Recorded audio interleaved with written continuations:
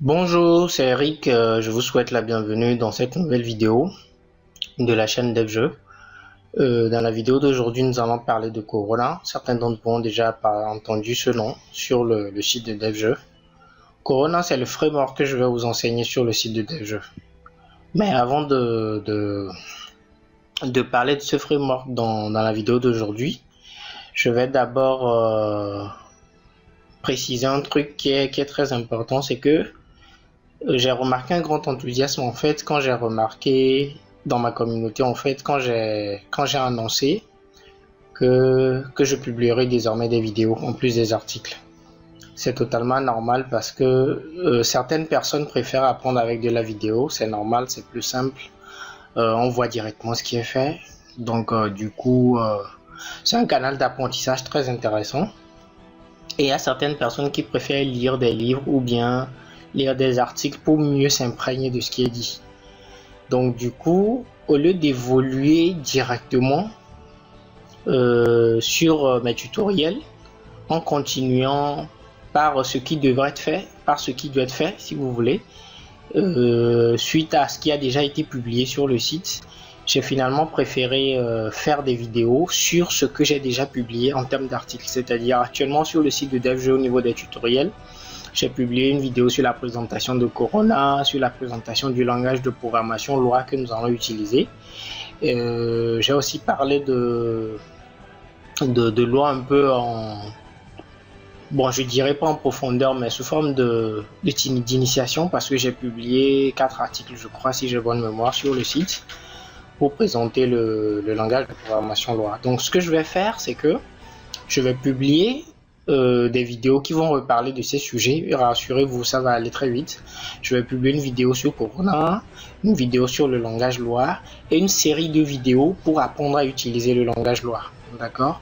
Donc, suite à ça, je pourrai continuer les tutoriels sur le site. Du coup, je pourrais toujours satisfaire ceux qui adorent regarder la vidéo et ceux qui préfèrent lire des articles. Parce que là, si je continue directement à publier la suite de ce que j'avais prévu en vidéo, bon, ça risque pas vraiment d'aider ceux qui ne peuvent pas ou n'ont pas vraiment du tout envie d'aller lire les articles qui sont déjà publiés. Voilà. Donc pour la vidéo d'aujourd'hui, nous allons parler de Corona. Corona, c'est quoi? Corona, c'est un framework de développement de jeux 2D et 2.5D créé par une société américaine qui s'appelle Corona Lab. Et Corona existe depuis 2009. D'accord? C'est un framework de développement de jeux. C'est pas un outil de développement de jeux qui fournit des interfaces graphiques, des outils, non, il n'y a rien de tout ça. C'est-à-dire en Corona, pour développer des jeux, en Corona, vous allez devoir développer tout avec du code. D'accord? Ça pourrait être chiant pour certains, je comprendrai. Et ça pourrait être fun pour d'autres. D'ailleurs, pour moi, c'est parce que c'est fun que j'ai choisi ce framework. Et puis, je conseille d'habitude aux gens de savoir développer avant d'utiliser des outils magiques qui vous permettent d'aller vite ou bien qui vous permettent de tout faire sans vraiment rien comprendre à ce qui se passe. Parce que là, celui par exemple qui va apprendre ce framework et qui saura développer ses jeux à partir du code pourra se retrouver facilement en face des outils par exemple comme Unity qui permet de développer des jeux de manière graphique. D'accord? Bien entendu, nous allons utiliser certains outils graphiques dans mon cours. Mais la plupart de ce que vous allez apprendre ici, ce sera purement du code. Je veux vous transformer vraiment en développeur de jeu, pas juste en designer de jeu, parce qu'un designer de jeu n'a pas forcément besoin de savoir coder, d'accord? Vous serez non seulement un designer de jeu, mais vous saurez aussi comment mettre les mains dans le cambouis pour développer un jeu à partir de zéro. Rassurez-vous, ça n'a rien de complexe, il suffit juste de comprendre ce qui se passe et puis ça passe. Voilà, donc Corona, c'est très cool en ce sens que ça permet de développer des jeux rapidement. D'ailleurs, leur slogan, c'est développer 10 fois plus vite. Et il faut le tester pour le croire. Ça, vous pouvez en être certain. C'est du bon boulot qu'ils ont fait derrière. Le framework en soi a été développé en langage C++. C'est le cas de presque la majorité des outils de développement de jeux. Mais Corona Lab propose au-dessus de ce langage, le langage Lua, pour permettre aux développeurs d'aller vite. Donc le slogan développer 10 fois plus vite prend tout son sens avec Corona, mais surtout à cause du langage aussi qui a été utilisé, qui est un langage vraiment minimaliste. Voilà. Donc déjà, le site officiel, c'est coronalab.com. Pour ceux qui n'ont toujours pas installé les outils nécessaires, vous pouvez déjà aller jeter coup d'œil au site internet pour voir ce qui se passe de ce côté. Téléchargez-le, installez-le. Les choses vont aller très vite sur la chaîne, donc je compte sur vous. Maintenant, nous allons parler de quelques points forts de Corona parce qu'il y en a vraiment beaucoup. Là, j'ai recensé quelques-uns pour vous. Nous avons l'API de Corona qui est vraiment riche, c'est-à-dire les fonctions, les bibliothèques, l'ensemble des bibliothèques de Corona, tout ce qui est fourni pour vous permettre de développer des jeux est vraiment riche. En ce sens que Corona fournit beaucoup de modules, beaucoup de fonctions pour vous simplifier la vie, d'accord? Donc, Corona est minimaliste et simple à apprendre. Je viens d'en parler tout à l'heure, ce qui est normal parce que Corona propose à ses développeurs de développer des jeux en Lua. Et comme Lua à la base est un langage minimaliste, donc du coup, il n'y a pas beaucoup de choses à apprendre. C'est très facile à apprendre. Bon, enfin, quand je dis très facile, ça reste quand même relatif parce qu'il y a certains qui pourront toujours trouver ça aussi compliqué. Tout dépend de ce qu'ils ont comme base avant de venir ici. Mais bon, rassurez-vous, je compte bien vous fournir des vidéos sur le langage Lua avant de passer à Corona, même si j'ai déjà écrit des articles d'initiation sur le langage Lua. Voilà, donc du coup, ceux qui adorent apprendre avec la vidéo auront aussi pour leur compte, quoi. Bien, avec Corona, on a de la performance et de la stabilité. Ça aussi, il faut le tester pour le croire. Nous avons un simulateur rapide avec exécution instantanée. Le simulateur, qu'est-ce qu'il fait? Bon, à la base, Corona a été créé pour développer des jeux sur mobile. Donc du coup, l'application Corona même en soi n'est qu'un simulateur de plateforme mobile. C'est-à-dire le simulateur de Corona peut simuler de l'iOS, des appareils Android, des Windows Phone, voilà. Bref, les appareils mobiles sur le marché. Donc du coup, en développant en Corona, vous pouvez toujours tester le résultat de votre code avec le simulateur de Corona. D'accord? Et ce simulateur est vraiment rapide avec exécution instantanée. Qu'est-ce que cela veut dire? Ça veut dire que pendant que vous êtes en train de développer votre jeu, vous n'êtes pas obligé, par exemple, quand vous voulez tester votre jeu, de fermer le simulateur, de le relancer pour tester ce qui a été ajouté. Non, ça se passe pas comme ça en Corona. En Corona, tu développes, tu enregistres les modifications et les simulateurs exécutent en instantané ce que tu viens d'écrire, d'accord? Et c'est quelque chose de très pratique, ça permet de développer vraiment rapidement. Nous allons même voir tout à l'heure une autre option qui permet encore d'aller plus vite même que le simulateur au niveau des tests.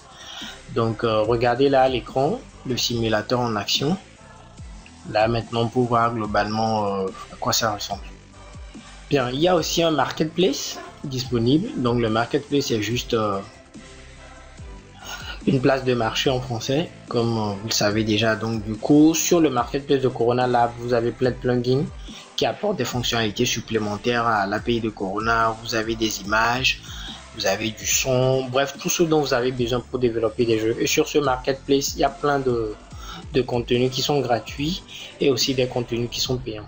D'accord? Donc vous pouvez toujours aller faire votre marché sur ce site quand vous aurez besoin de ressources que vous ne trouvez peut-être pas ailleurs. Voilà.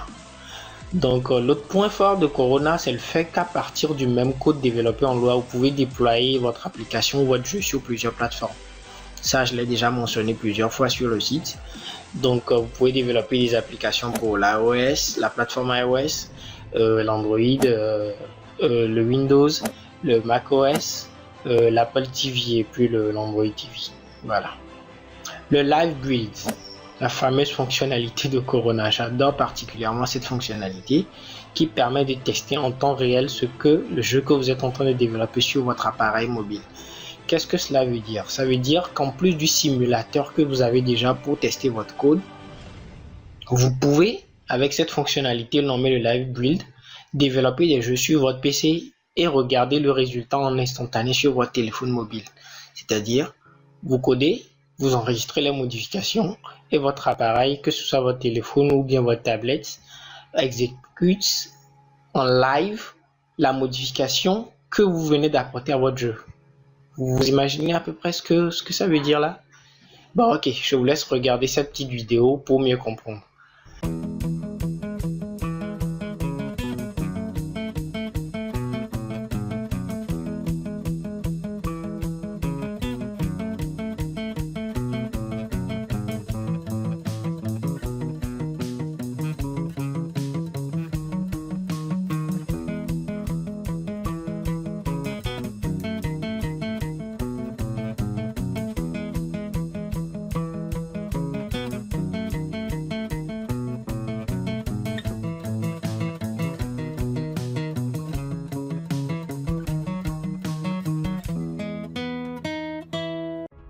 Bon, je crois que vous avez apprécié tout comme moi.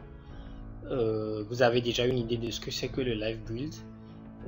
Je reviendrai sur ça dans une autre vidéo. Je vous apprendrai comment mettre ça en place et vous verrez à quel point c'est super rapide d'utiliser cette fonctionnalité. Super rapide de développer un jeu en utilisant cette fonctionnalité. Vous codez, vous enregistrez, boum, ça s'exécute en live, en instantané sur votre appareil au fur et à mesure. Donc du coup, vous n'avez pas besoin de finir de développer votre jeu, le compiler, créer l'exécutable, le mettre sur votre appareil, le tester. Tout ce processus là est éliminé.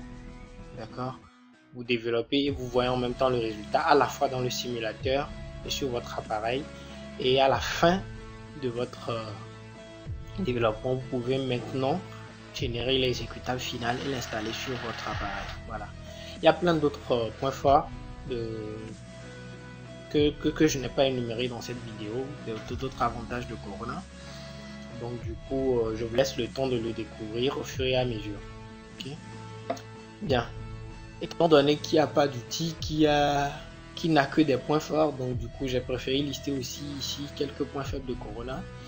Des points faibles qui restent en fait relatifs en ce qui me concerne, parce que c'est pas vraiment des points faibles, même si le fait de les résoudre apportera un point positif de plus à Corona. En Corona, il n'y a pas d'éditeur graphique officiel intégré, c'est-à-dire même pour créer des niveaux, des stages dans vos jeux, vous êtes obligé de tout faire au code. Personnellement, je trouve ça passionnant, très intéressant, vous allez voir. Ne soyez pas du tout dégonflé par ça. Je vous rassure, on va aller pas à pas et vous allez comprendre à quel point c'est intéressant de tout faire au code. Cependant, une fois que vous saurez comment tout développer au code, nous aurons quand même besoin d'utiliser des applications pour permettre d'aller plus vite, d'accord? Je vous enseignerai aussi certains, comme par exemple le fameux logiciel Tile, que nous allons apprendre aussi dans les vidéos qui vont venir. Donc du coup, rassurez-vous, le fait que Corona fournit ou pas d'éditeur graphique officiel intégré ne pose pas du tout de souci. Okay? Il y a des éditeurs graphiques externes que nous pouvons utiliser, sauf que certains auront préféré que Corona en ait un en interne. Donc du coup, pour certains, c'est un point négatif. C'est relatif de mon côté, ça reste toujours discutable. Le second point, aussi critiqué souvent par certains développeurs qui utilisent Corona, c'est le fait qu'il n'y ait pas d'environnement de développement officiel. Bon, personnellement, ça reste toujours aussi relatif parce que il y a plein d'environnements de développement aujourd'hui qui permettent de développer en langage Lua. Et l'un des plus célèbres, c'est Zero Bond Studio, qui est un environnement de développement totalement développé en Lua et fait pour développer en Lua. Donc, il y a d'autres environnements aussi comme IntelliJ IDEA, que souvent utilisés par les développeurs Java, qui proposent aussi des plugins pour développer en Lua.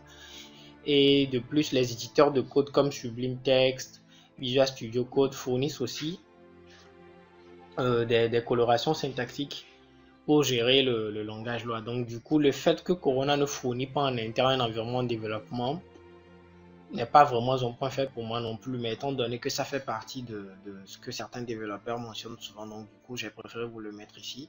Si ces deux points pour vous ne sont pas un inconvénient, comme je le vois de mon côté, donc du coup je pense que vous serez à l'aise avec Corona. De toutes les façons, commencez et puis vous verrez après si vous collez ou pas. Passons à la phase suivante qui n'est qu'une liste de certains jeux que j'ai listés pour vous. De jeux créés avec Corona, des jeux qui ont eu du succès en ligne.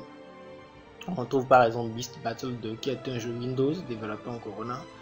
Et tous les autres que j'ai cités sont en fait des jeux mobiles qui ont été développés pour iOS et Android. Donc du coup, mettez Skylander, Tower Crush, mettez tous ces noms là-dedans sur Google Play ou sur l'Apple Store de Apple, voilà.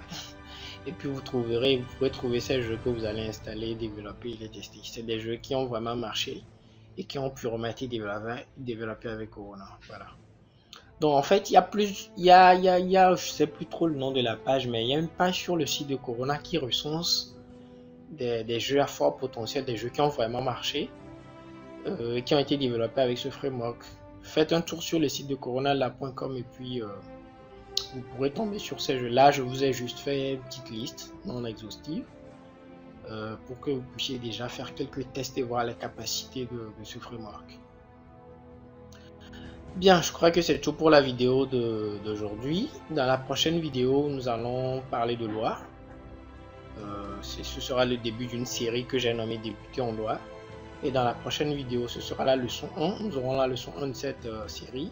Nous allons apprendre à connaître loi, parler de loi, parler des outils à mettre en place pour développer avec ce langage, pour pouvoir ensuite bien attaquer avec Corona SDK.